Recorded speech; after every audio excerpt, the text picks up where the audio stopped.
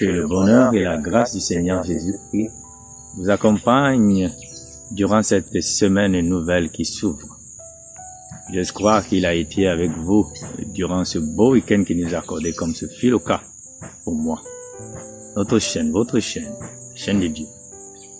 Merci de nous rejoindre dans notre voyage missionnaire découverte divine en ce jour sur le grand thème, l'amour et la justice de Dieu. Dieu a manifesté son amour dès le jardin d'Éden en créant les êtres humains à son image et à sa ressemblance.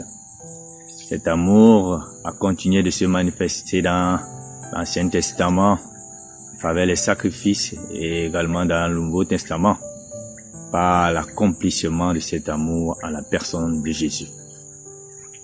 Nous sommes donc dans le livre de Jean, son chapitre 3, le verset 16, il est écrit: « Car Dieu a tant aimé le monde qu'il a donné son Fils unique, afin que quiconque croit en lui ne périsse pas, mais qu'il ait la vie éternelle. » Jean, l'apôtre de l'amour, continuera à dire dans 1 Jean 4, verset 8, il est écrit: « Celui qui n'aime pas n'a pas connu Dieu, car Dieu est amour. » Oui, cher ami, Dieu est celui-là qui est amour par nature et dont l'amour réside en lui.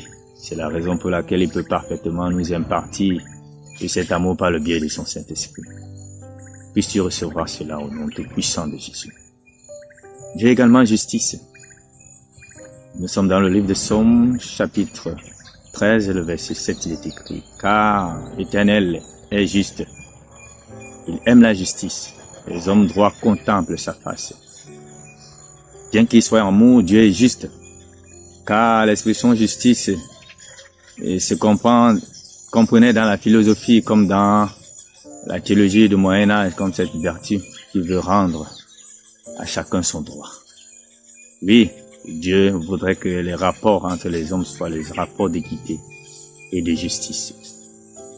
Nous comprendrons pourquoi il donnera également un ordre précis à Moïse dans l'Ancien Testament. Nous sommes dans le livre de Deutéronome, chapitre 16, verset 18, il est écrit: « Tu établiras les juges et les magistrats dans toutes les villes que l'Éternel ton Dieu te donne, selon les tribus, et ils jugeront le peuple avec justice. » Oui, Dieu voudrait que les relations qui lient ses enfants soient les relations de justice, et que les relations qui lient également ses enfants à leurs semblables soient les relations de justice, afin que le monde voit au travers les enfants de Dieu ce Dieu de justice.